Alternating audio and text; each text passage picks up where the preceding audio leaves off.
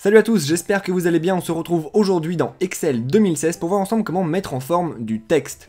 Comme vous le voyez ici, eh bien j'ai un début de tableau avec une ligne d'en-tête en haut, mais ma ligne d'en-tête elle ne ressort pas beaucoup par rapport aux autres lignes du tableau. Alors pour la faire ressortir un petit peu plus, eh bien ce que je vais faire c'est tout simplement que je vais modifier la mise en forme du texte. On va donc voir dans cette vidéo comment modifier la police, la taille de la police, la couleur du texte et on va voir quelques effets comme par exemple comment mettre en gras, en italique et souligné. Et on va aussi voir comment changer la position du texte à l'intérieur de la case. Alors pour ça, eh bien la première chose qu'il faut faire c'est tout simplement sélectionner le texte qu'on a envie de modifier. Donc là c'est le texte de ces 4 cases là, tout simplement pour dire à Excel que c'est ce texte là qu'on veut modifier. Parce que lui si vous ne lui dites pas, eh bien il ne peut pas deviner quel texte vous avez envie de modifier. S'il s'agit de celui-là, s'il s'agit de ce qu'il y a en dessous ou bien à côté. Une fois en tout cas que vous avez sélectionné les cases que vous voulez modifier, eh bien vous pouvez vous rendre dans l'onglet Accueil de votre ruban, c'est celui qui est juste ici. Et on va commencer par modifier déjà le type de police, ou la police. Pour ça, je vais ouvrir ce volet déroulant, et là vous voyez que vous avez toutes les polices qui sont installées sur votre ordinateur. Vous pouvez choisir maintenant celle que vous voulez, par exemple on va choisir Arial. Et vous voyez là déjà que la police a changé. Après ça, on va pouvoir choisir la taille de la police qu'on a envie d'utiliser pour modifier la taille du texte. Donc soit on va utiliser ce petit volet ici, où on va choisir directement la taille en fonction du nombre qu'on veut, ou alors on va rentrer directement le nombre qu'on a envie à côté, par exemple en faisant comme ça.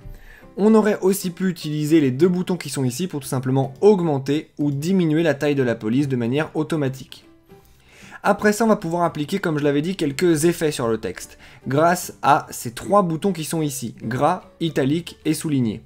Comme je viens de le dire, celui-ci concerne la mise en gras, donc si je clique dessus, eh bien tout le texte que j'ai sélectionné va être mis en gras.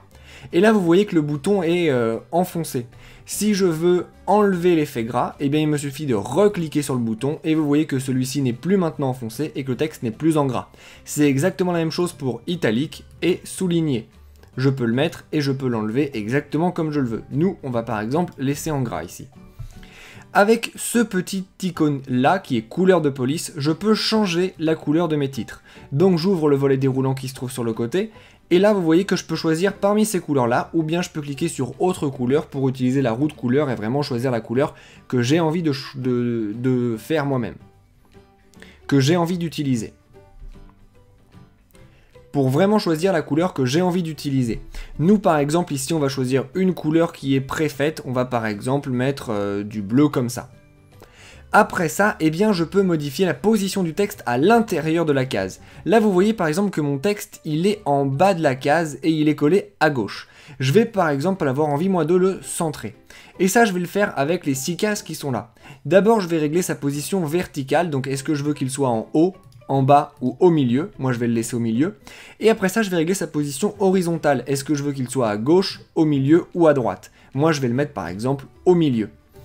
Et vous voyez là du coup qu'on a déjà pas mal modifié la mise en forme du texte à l'intérieur d'Excel.